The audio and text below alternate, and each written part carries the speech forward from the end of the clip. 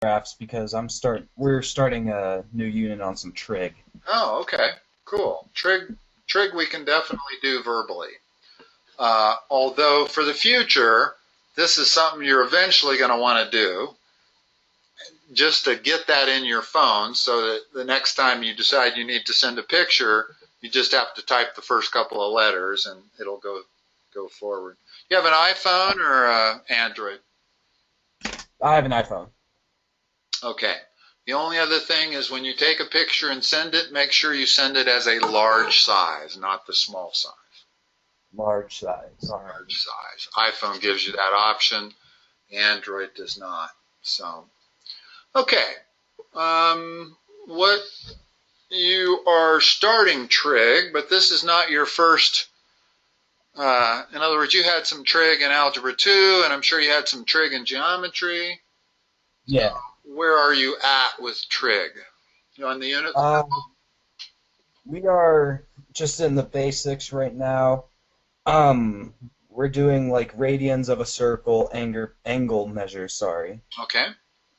30, 30, 60, 90 triangles, sine, cosine, tangent, secant, cosecant, and cotangent. Okay. What kind of problem And are they asking you? Let's start with a problem. That will tell me where we need to begin. all right, so the one thing I'm kind of still a little confused about is the right all angle measures of a circle in radian. Okay. Well, there are pi radians per 180 degrees. Mm-hmm. Or the reverse of that would be there's 180 degrees in pi radians. That is your conversion factor. If I say want to change a 90-degree angle into radians, then I'm going to multiply it by that. Because notice the degrees disappear and I'm left with radians. Okay. This would end up being pi over 2 radians. Now, typically we don't necessarily use the word radian following it, but in radians that angle is pi over 2. Okay. Now, if I started with pi over 2 and I wanted to know what degrees that was, I would use this conversion factor. Why? Because it's pi radians over 2.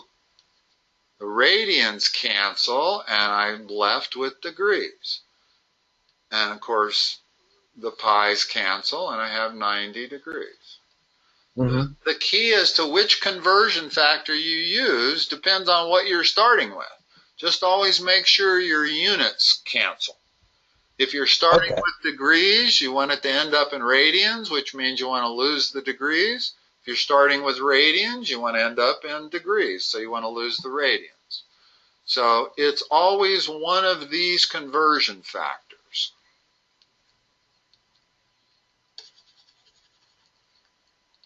Alrighty, I may need to send you a picture Okay. of the problem I have. Most important thing on the pictures is get a lot of light on them. Alrighty. Okay. I'm writing. Even the flash will work, but it frequently leaves kind of a bright spot in the picture. Best thing to do is just to have a very light room and take a non-flash picture and send it.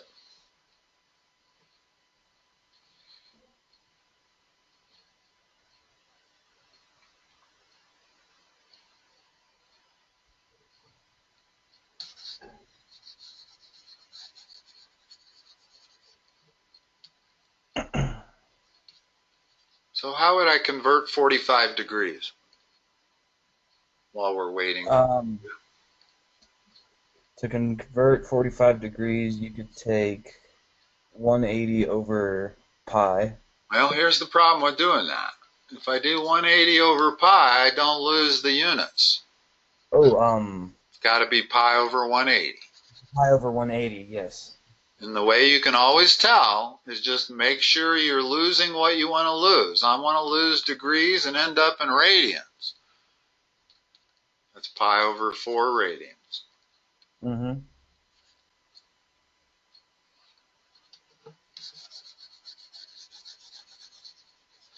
Give me a heads up when you've sent that email.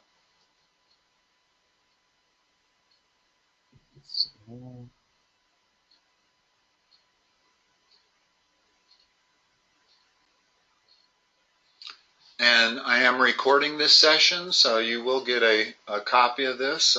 Unfortunately, it won't be till tomorrow morning, which is probably too late for you, but I suspect you're getting up and going to school and taking a quiz tomorrow, huh?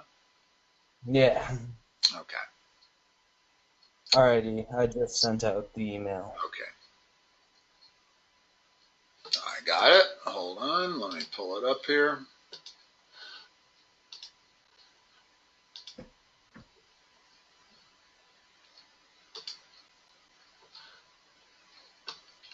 This technology is pretty amazing. Yeah, it is. Wonderful thing. Yeah, so it's that circle problem right there. This one here?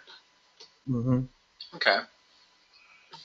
Write all angle measures in radians. Okay. First of all, let's talk about a couple of the basic ones. Pi over 6, pi over 3, and pi over 4. Mm-hmm. That is 30 degrees. I didn't need the conversion factor, because notice what's true here. That times that is 180. That times that is 180. That times that is 180. Okay? Yeah. So in the circle they've given you here, they've taken this first quadrant and they've made a 30-degree angle.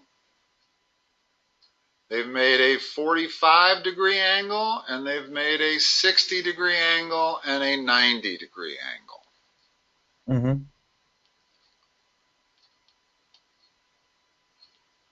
So in radians, this 30-degree angle is pi over 6. Mm-hmm.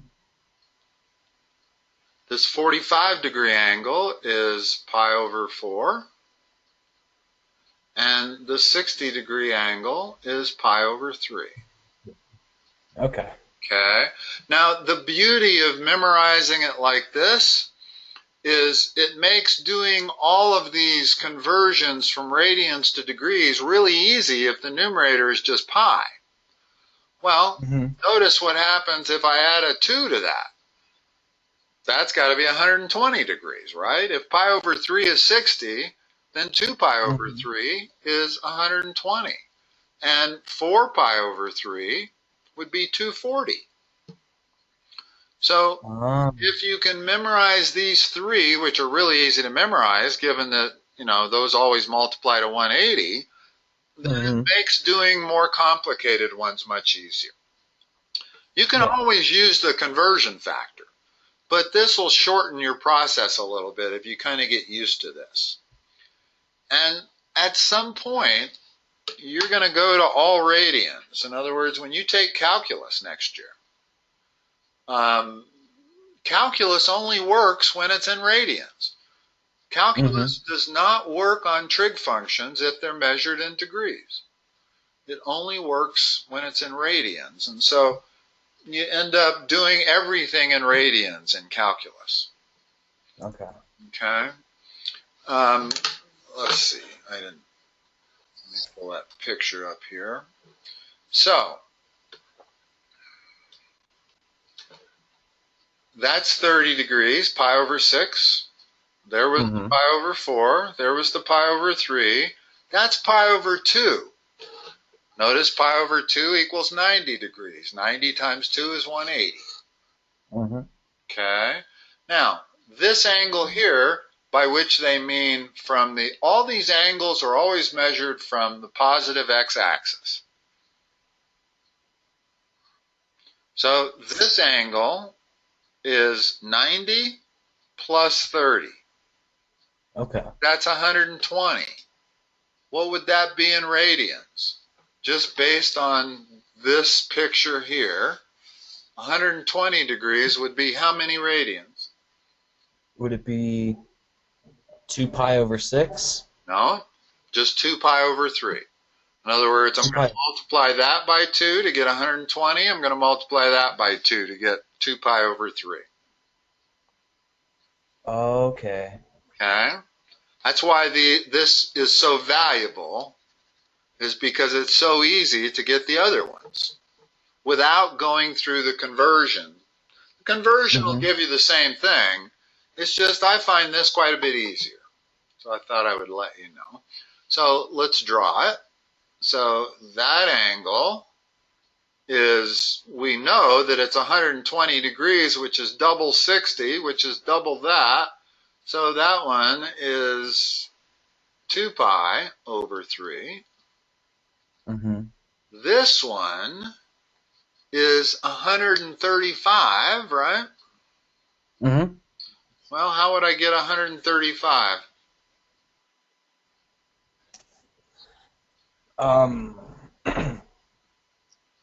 45 times 2. Times 3. Or times 3, yes. So that's 3 pi over 4. Okay. Okay, see how I'm doing this? Yeah. Okay, this one is 60 degrees from the 90, meaning it's 150 degrees total. So what would it be? How would I get 150 degrees? It'd be 5 pi over 6. The next line is what? That's 180 degrees. So, Just pi. yeah, pi. Okay. Now, let's keep going around. We got 4 quadrants here. So this is another 30 degrees. So now we're at 210 degrees. How do I get 210 degrees out of this? 210. Would it be 7 pi over 6? No. Alrighty. Next one is 225. 225. That would be.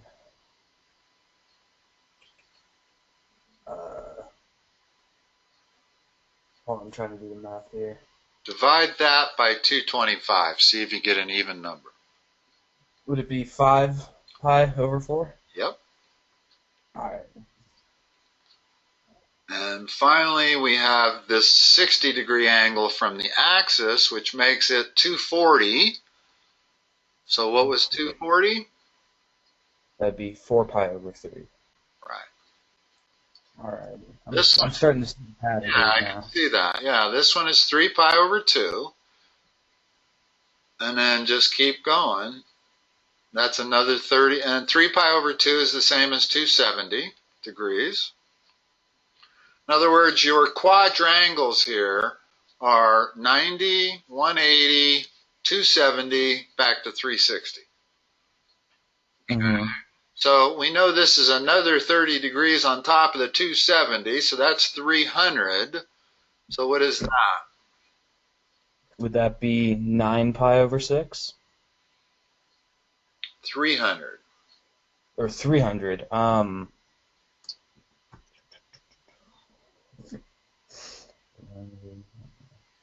You could say 10 pi over 6. 10 pi over 6. Right. In other words, multiply this by 10 to get 300. Multiply that by 10. But 10 pi over 6 is the same as 5 pi over 3. So we always want to reduce it. That's 5 pi over 3. And notice I also could have gotten it by multiplying this one by 5. Right? I'm dealing with a 300-degree angle. So if I multiply this by 5, that gives me 5 pi over 3.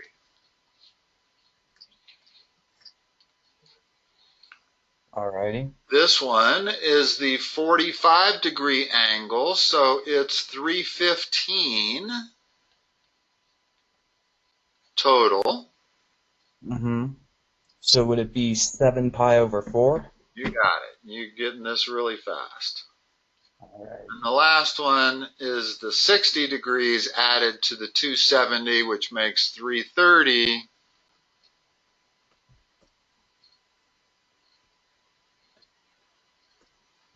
How do I calculate the Um, 330? would that be 11 pi over 6? Yep. And All there's your right. unit circle in radians. Perfect. Okay. You have a look at what else is on this thing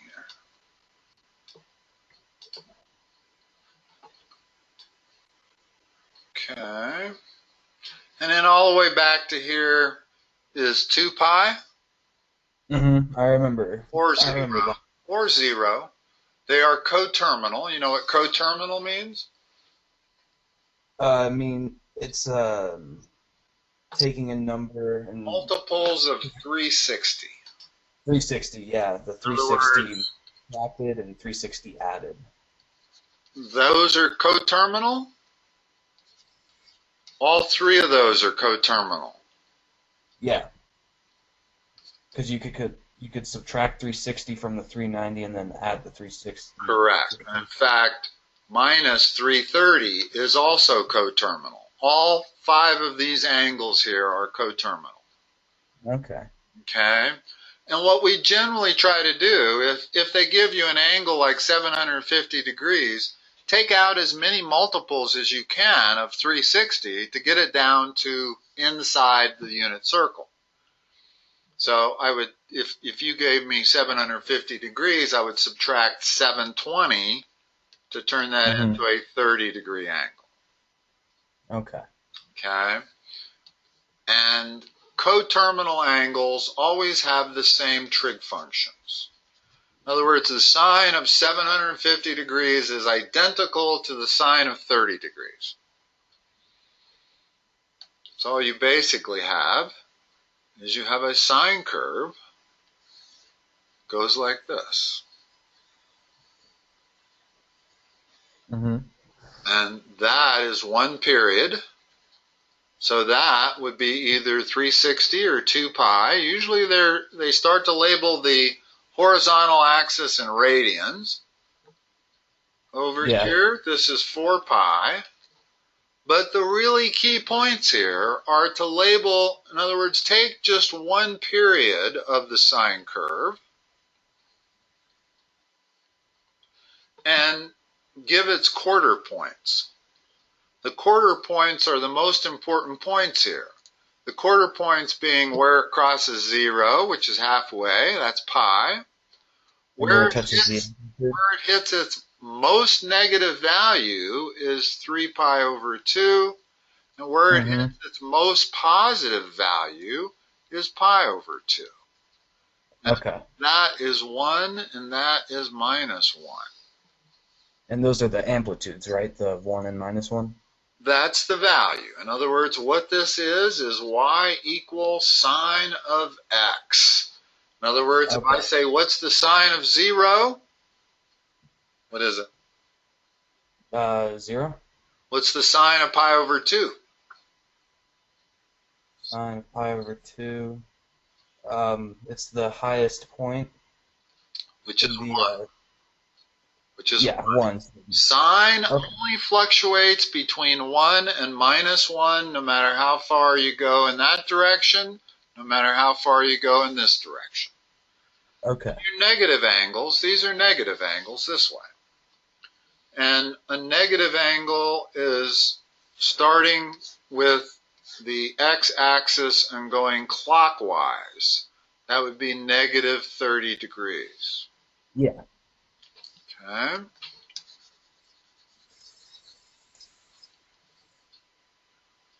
All right.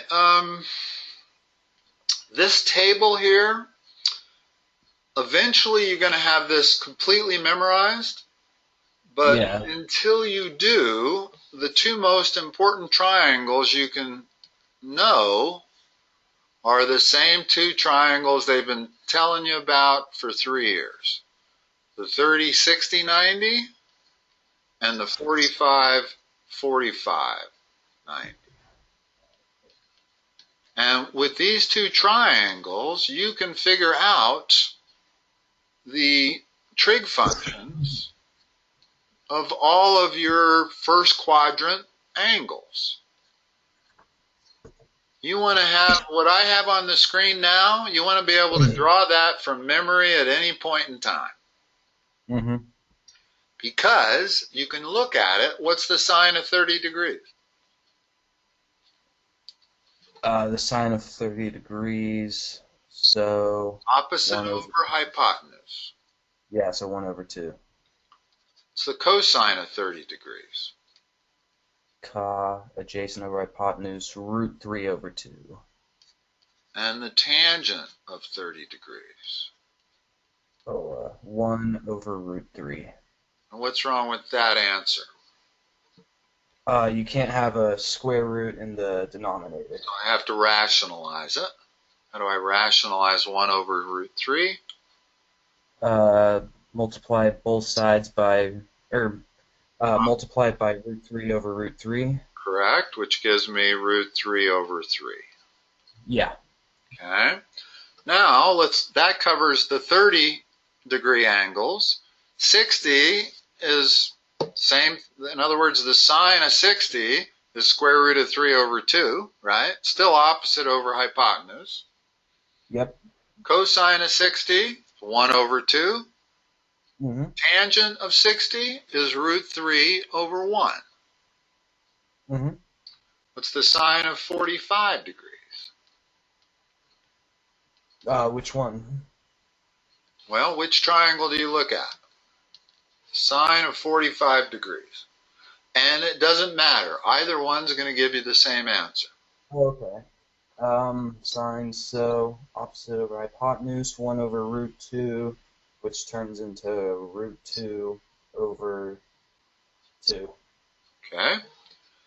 Cosine of 45, same thing, right? Mm-hmm. Root 2 over 2.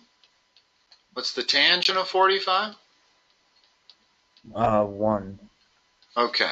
Yeah. That essentially fills out this whole table, Mm-hmm. right? We got the sine of 30, 45, and 60. We got the cosine and the tangent.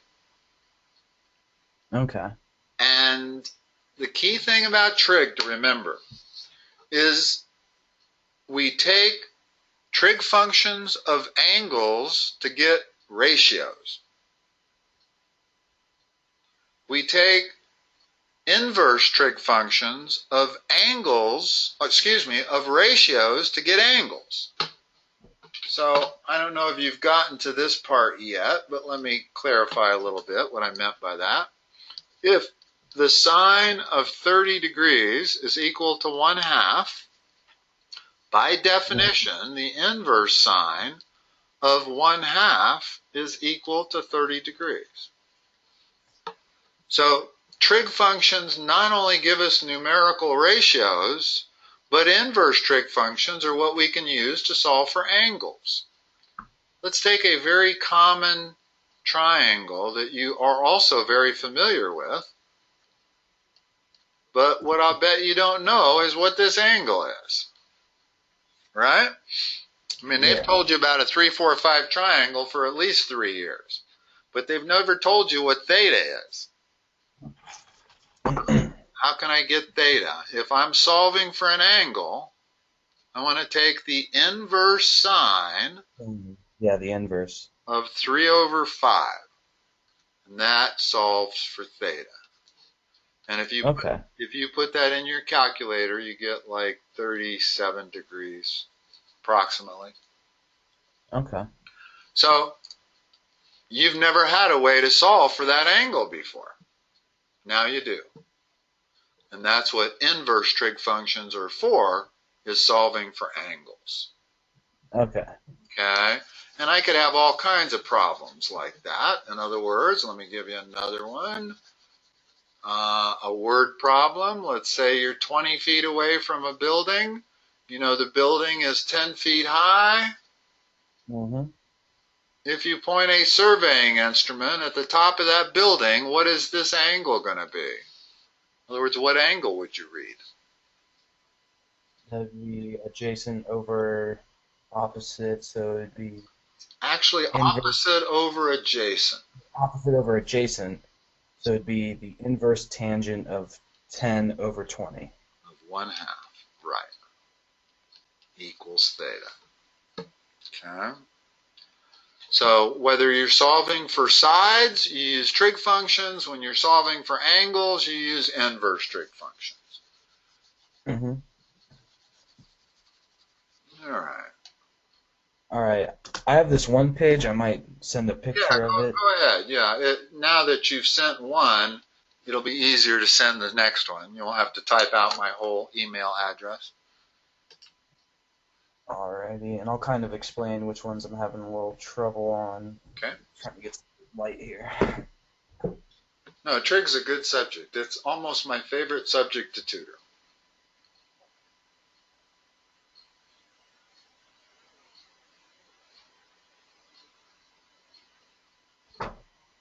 Alrighty.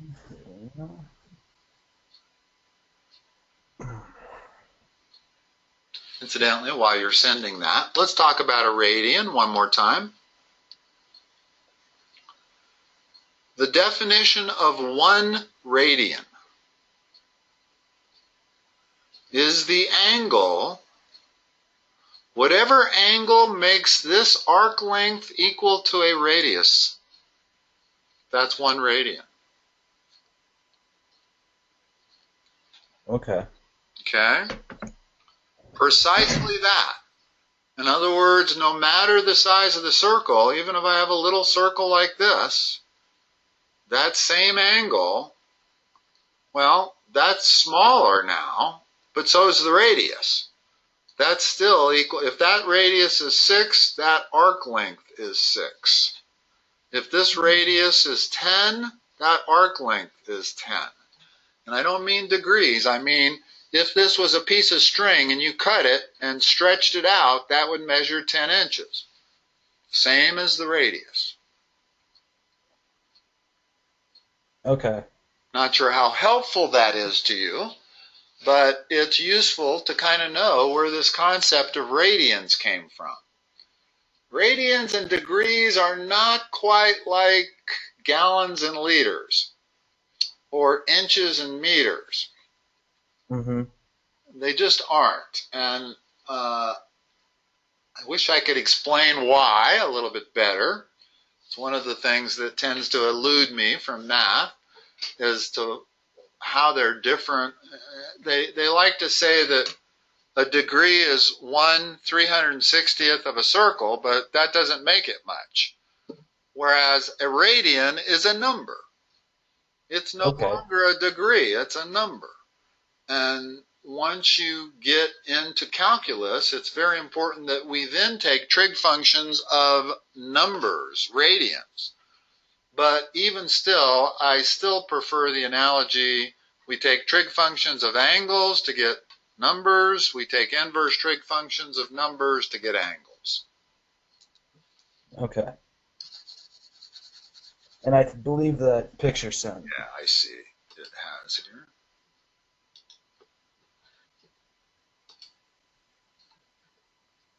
So I mainly have questions on just from 6 down is where I'm a little confused still. Okay.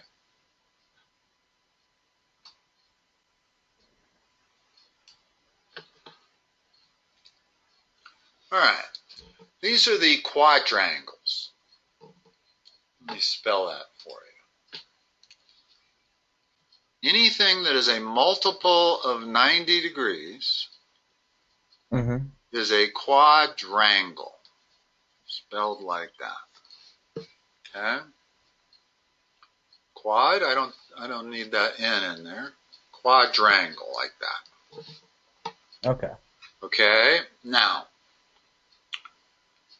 there's a number of ways to memorize the quadrangles. You'll notice that those two triangles don't do much good.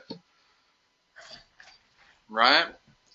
We can't use this as the 90, and we certainly couldn't use anything as 180. So there's 2 really good ways to memorize the quadrangles. One is to memorize the curves, which you're going to want to do anyway at some point. Mm-hmm. Sine starts at 0 and goes up. My quadrangles are these quarter points that I was talking about. So if you know this much of the curve, you can figure out all the quadrangles. Mm-hmm. I've already asked them of you, so I don't need to do that again. But you can tell that the sine of 3 pi over 2 would have to be -1. Okay. The sine of pi, 0. Okay. The cosine curve looks like this. Also very worth memorizing. Mm-hmm. It also goes out to 2 pi, or 360 degrees, and also can be quartered. So that this is pi over 2, this is 3 pi over 2. So the quadrangles for cosine, what's the cosine of 0? The cosine of 0 would be 1. What's the cosine of pi over 2? 0. Pi? -1. 3 pi over 2? 0. And 2 pi back to 1. Okay. So this is probably the best way to memorize your quadrangles. But a student, have you had unit circle at all? I don't believe so. Well, that first thing you showed me was the unit circle. That is the unit circle? Yeah, so then I guess I have. This is the unit circle here. Constant, it's called the unit circle because the radius is 1. Okay? Mm-hmm. And they want you to memorize the unit circle. That's why that picture was on there. They want you to know every slot. Okay, well, let's take that 30-degree angle. The coordinates. If I create a triangle here, that's my x-coordinate. That's my y measurement. So, and since this is always 1, because it's the unit circle, I can say the sine of 30 degrees is y over 1, right? Mm-hmm. And the cosine of 30 degrees is x over 1. Okay. So that means that in the unit circle, the x-coordinate is cosine of x, and the y-coordinate is sine of this angle. I didn't mean cosine of x. I meant, in other words, if I wanted to put coordinates on that point right there, first thing is the cosine of 30. The second thing is the sine of 30. Notice that's x and y. Okay. Well, on that particular point, the cosine of 30 is root 3 over 2. The sine of 30 is 1/2. So they're going to want you to memorize the coordinates, not just what the sine and cosine is, but what each of these coordinates are. Okay, well, if I do the 45-degree angle, what are the coordinates right there? 45. Let's see, so it'd be... First coordinate is the cosine of 45 degrees. What is that? Remember? The cosine? Uh-huh. Remember the first one's the cosine, the second one is the sine. So it'd be adjacent over hypotenuse. So it'd be x over 1. Square root of 2 over 2. Oh, from the... 1 over square root of 2. From the two triangles, you can get that. Okay, so it's like the... Yeah. Oh. Okay. So these aren't quadrangles. The quadrangles are 0, 90, 180, and 270. And we'll get to that in a second. But I just want to alert you to this because this gives you another way to figure out the quadrangles. Ooh, I might have lost the audio for a second. You still there? Griffin?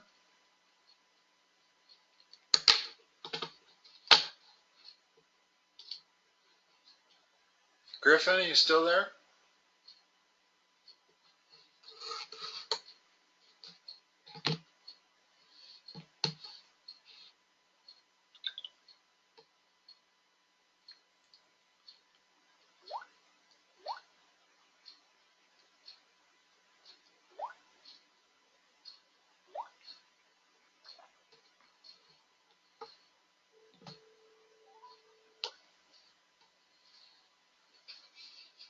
I'm sorry, the person you are trying to reach has a voicemail box that has not been set up yet.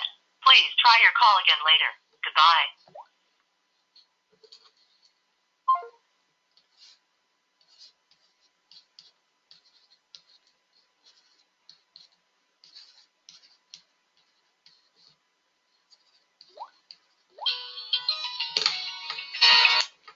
Okay. For some reason, we lost the audio from GoToMeeting. Can you hear me? Oh, I didn't. I thought I had my speaker on. I didn't. Yeah, every now and then the audio goes out. Not very often, though. It's pretty rare. And when it does, I can just call you by phone and we'll finish it by the speaker phone. Okay? Okay. Now, getting back to this, why I want to show you this. First of all, you're going to, at some point, need to know this. You're going to need all slots. In other words, then in the 60-degree angle, and the 90-degree angle, and the 120-degree angle, and the 135-degree angle. Sorry, what? Oh, nothing. It's just my phone vibrating. Oh, okay. Okay, so not only do they need you to know the sine and cosine and tangent of each of these angles, but they need these coordinates. And the only thing you have to remember about these coordinates is the first one is the cosine of that angle, the second one is the sine of that angle. Okay? Uh-huh. You with me? Yeah. Let me erase those to make a little room. So if I was looking at a 0-degree angle, what are the coordinates of that point right there? Would that be 0, 1? Well, it's 1, comma 0, right? 1, 0, x. Uh-huh. So that tells you what the cosine of 0 degrees is. It's 1. Okay. And the sine of 0 degrees is 0. Now let's go to the 90-degree angle. What's the coordinates of this point? 0, 1. So that tells us that the cosine of 90 degrees must be 0, and the sine of 90 degrees is 1. Uh-huh. Go over here, minus 1. 0 to -1? Well, minus 1, 0. 0. Which means the cosine of 180 degrees is -1. The sine of 180 degrees is 0. Finally, we go down to this point. That's 0, comma minus 1. And that gives you your cosine and sine of 270. Alrighty. Okay? So this unit circle can give you all of those quadrangles also. I still prefer memorizing the curves because you're going to have to do that eventually anyway. Okay. You're going to have to know what these curves like, how to quarter it up, how to measure the period of it, all kinds of stuff. All right. So, let's see, getting back to your page. This is basically asking you the quadrangles for sine, cosine, and tangent of 90 degrees and 180 degrees. That's pi. Okay. Okay. So, has all of them also. That's good. Cool. Cotangent is reciprocal to tangent. Secant is reciprocal to cosine. Okay. And cosecant is reciprocal to sine. Have you learned those yet? Yeah, we've gone over those. Okay. And the way to memorize that is the S always goes with the C goes with the S, And cotangent always goes with tangent. Yeah. Okay, so if the sine of 90 degrees, let me start over here. If the sine of 90 degrees is 1, what is the cosecant of 90 degrees? Excuse me. It's the reciprocal. The reciprocal, so it'd be 1 also. 1. Yeah. Okay. Cosine of 90 degrees is 0. What is the secant of 90 degrees? 0. What's the reciprocal of 0? 0. Undefined. Because you're dividing by 0. It's actually infinity, but we'll call it undefined. They don't like to use the word infinity. Here's what the secant curve looks like. I know the secant curve is the reciprocal of cosine. Okay? Well, there's the cosine curve. If it's the reciprocal, when cosine is 1, secant has to be 1. Secant sits on the tops and the bottoms of the cosine curve, like this. And you have vertical asymptotes right there.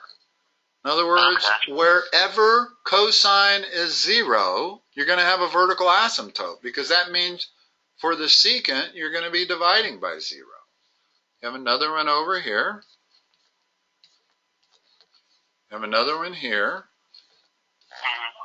If I wanted to plot the secant, it's asymptotic with that, and so forth and so on. So if I want just the secant curve, I'll erase the cosine curve, and that's what you're left with. That's what the secant graph looks like. And notice one thing about the secant graph. It's always outside the range 1 to minus 1. Sine and cosine are always inside that. In other words, the range on the sine and cosine function are minus 1 to 1. The domain is all real numbers, but the range is minus 1 to 1. Whereas the secant curve, the range is everything but minus 1 to 1. It's 1 to infinity and negative infinity to minus 1. Okay, just by reading the curves. So the key here is that on our reciprocal functions, wherever the main function is equal to 0, the reciprocal is going to be undefined. Alrighty. Okay. Well, what do we know about tangent? Tangent's equal to sine over cosine, right? Do you learn that yet? That's a basic identity that's true. In other words, no matter what the angle is, the tangent of that angle is equal to the sine of that angle divided by the cosine of that angle. You with me? Yeah. That's called the quotient identity. Okay. So, the sine, let's fill in this table here. Hold on. Sometimes it's hard for me to get enough space to do this on my... So I've got the sine of 90 degrees equals 1. Cosine of 90 degrees equals 0. The tangent is sine divided by cosine. What is the tangent of 90 degrees? 1 over 0. Undefined. Undefined, yeah. Whenever you're dividing by 0, you get undefined. It's basically infinity. If you divide any number by 0, you're getting an infinitely large number. Okay. In other words, take the number 1 and divide it by 1, you get 1. Make this smaller, you get 10. Make it smaller, you get 100. Make it smaller so that it's 0.001, it's 1,000. So as this thing approaches 0, the value of the whole thing approaches infinity. It's kind of like those graphs we just did. Yes.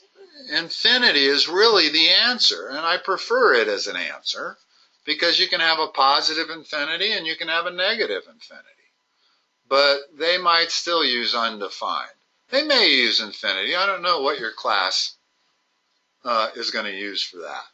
I think we'll probably use undefined. Either one is appropriate. I like infinity. I like infinity because you can have negative infinity and positive infinity.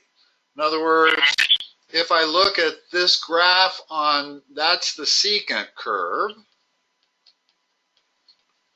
you'll notice that the secant of 90 degrees,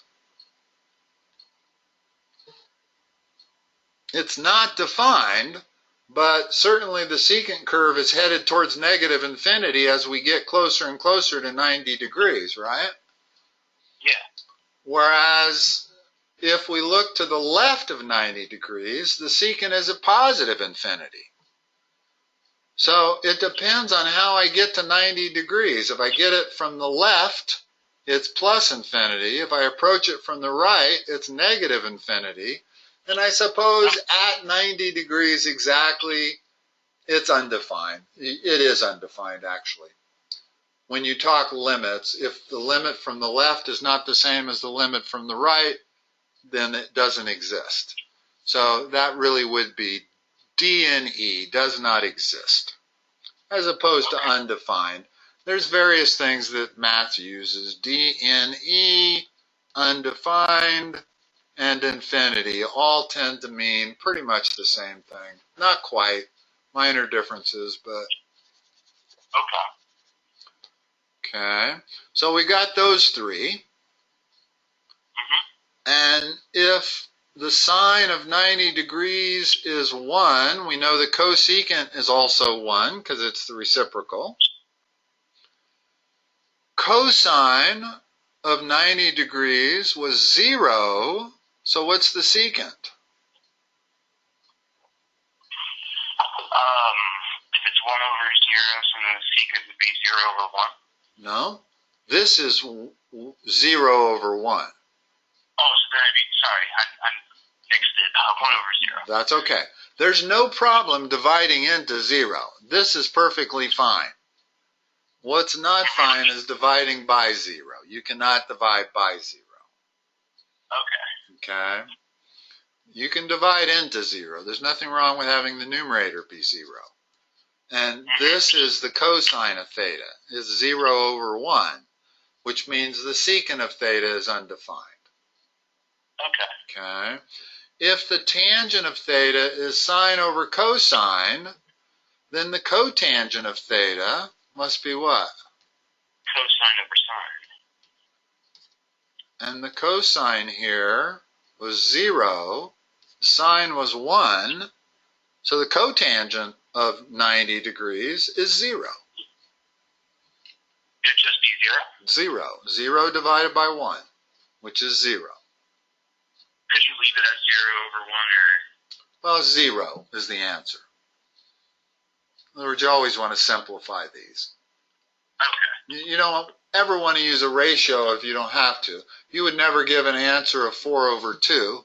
You'd always change that to 2. You wouldn't even give it as 2 over 1. You'd make it 2. Okay? Let's go to this one here. We're going to do exactly the same thing.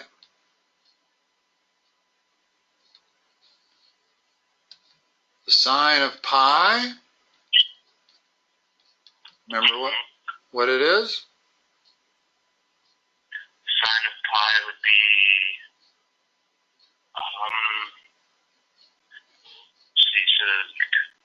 be, can do it either way. You can. Yeah, I'm just trying. There's pi. Yeah, there it is. So would it be pi over 0? No, it's just 0. In other words, Just 0? this term is always the sine of theta. This term is always the cosine of theta, as long as you're in the unit circle. Okay. If you get a circle that's bigger than 1, that's not true. But in the unit circle, that is true. So if I want to know what the sine of pi is, it's 0. If I want to know what the cosine of pi is, it's -1. Mm-hmm. Okay. Also, you can tell from this curve that the sine of pi is 0. Cosine of pi is -1. Okay. Okay, and then we're going to go from there. So we got the sine of pi is 0. Cosine of pi is -1. Mm-hmm. What's the tangent of pi? 0 over -1. Which is? Undefined. No, it's 0. 0. 0. As long as you have a 0 in the numerator and anything other than 0 in the denominator, the answer is 0. Doesn't matter whether it's a negative denominator or positive one. The only one that is difficult to figure out is 0 divided by 0. And there's a whole branch of mathematics that deals with those kind of things. But we don't get that in Trig. Okay? Okay. Now, these other three. Cosecant of pi. Cosecant is the reciprocal of sine. So, just 0? No, it's division by 0. It's division by 0. In other words, if you think of this 0 as being 0 over 1, you could think of it as being 0 over 10 as far as that goes, but it doesn't matter. When you take the reciprocal, you got the 0 in the denominator. And the 1 or whatever other number in the numerator, that's undefined. In other words, if sine is 0, then the reciprocal is always undefined. Okay. Secant of pi is what? Secant pi, -1 over -1. No, just -1 over 1. Oh, it'd just be a positive 1? No, it'd be a -1. In other words, cosine of pi is -1 over 1, right? Yeah. Well, if I take the reciprocal of that, I get 1 over -1, which is still -1. Okay. Okay? And notice if I go back to that curve, this is the secant curve. Mm-hmm. Oh, I see it. It touches down at -1 right there. Right. They're both -1 right there. In other words, the secant is like that, but the cosine down around here is like that. So just remember that the reciprocal of 1 is 1, and the reciprocal of -1 is -1. Okay. So secant is -1. Cotangent of pi is what?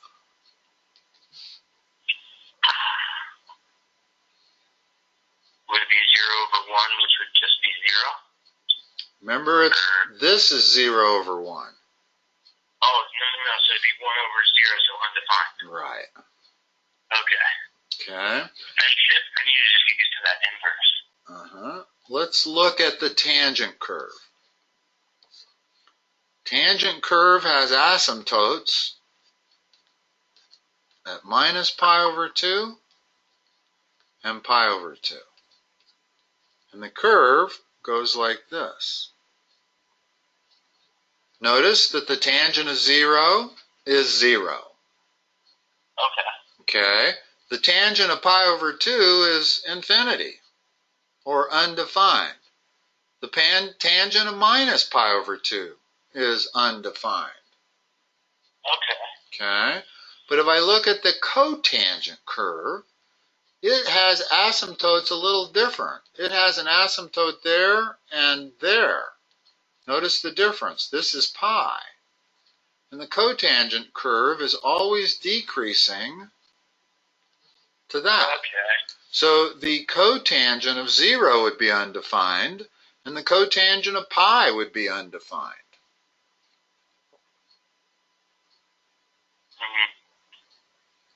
All right, so that answers all of those.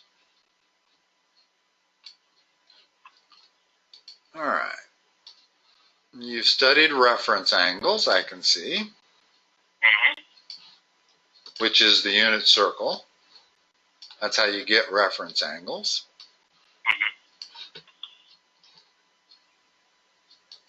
In fact, I don't know if they've taught you this, but let me give it to you if they haven't. All my trig, I know it's almost time to leave. I'll just do this real quick. Okay. Have you learned all students take calculus? Yeah. That tells you what the plus or minus sign on is depending on the quadrant it's in. To get the reference angle over here, you do 180 degrees minus whatever angle you're dealing with. That gives you the reference angle. In the third quadrant, you take the angle you're dealing with and subtract 180. That gives you the reference angle. And in the fourth quadrant, trying to get back to 180 almost. Well, if I said to you, what is the sine of 150 degrees? We got to figure out what the reference angle is, first of all, which I like to put in parentheses. What's the reference angle? Would it be 30 degrees? Right. In other words, 150 goes all the way around to there. That's 150, leaving this angle right here being 30. These two angles are supplementary. That's where this formula comes from. Okay, and the sine of 30 is what? The sine of 30 is 1/2. The sine of 30 would be root 2 over 2. No, 1/2. 1/2. Okay, and now we need a plus or minus. That's the absolute value of it. But it's in the second quadrant. So is it plus or minus 1/2? It'd be plus. Correct. So the sine of 150 is exactly the same as the sine of 30. But now let's look at cosine. Let's do the cosine of 150. Well, it's the same reference angle, right? Because I'm still going to use 180 minus theta. Cosine of 30 is root 3 over 2. In other words, you always figure out, you can always get these reference angles from those two triangles. And now I need to put a plus or minus sign on it. What is cosine in the second quadrant? Cosine of the second quadrant, it'd be a negative. So the cosine of 150 is not exactly the same as the cosine of 30. It's the same number, but it's a different plus or minus sign. And that's the way you're going to do all of these. No matter what angle I give you, whether it's in radians or degrees, I can always figure out the reference angle based on this, this, or this. First of all, I have to find the coterminal angle of that. In other words, subtract 360 from it. So that becomes the same as 150 degrees. Second quadrant, 30 degrees. So I guess they want two things for each of these. That would be second quadrant, and the reference angle is 30 degrees. What quadrant is this? Well, I guess I better let you go. It's past 9 here. Trig is a great subject. We made a lot of progress on it tonight, I think. Yeah, I'm feeling a lot better about this now. Good. Okay. Griffin, I think I have your email address now. Tomorrow morning I will send you a link to get this recording if you have any desire to watch it. It's an hour recording, but you can fast forward it, you can pause it, you can rewind it. So it can be pretty useful. Let's say you got everything but the unit circle. Well, we didn't start talking about the unit circle until the last 10 minutes. Fast forward it 50 minutes and watch the last 10 minutes only. So these recordings can be pretty valuable when you're dealing with a new subject. Okay? All right. Yeah, thank you so much. You're welcome. Have a good night, Griffin. I'll talk to you next time.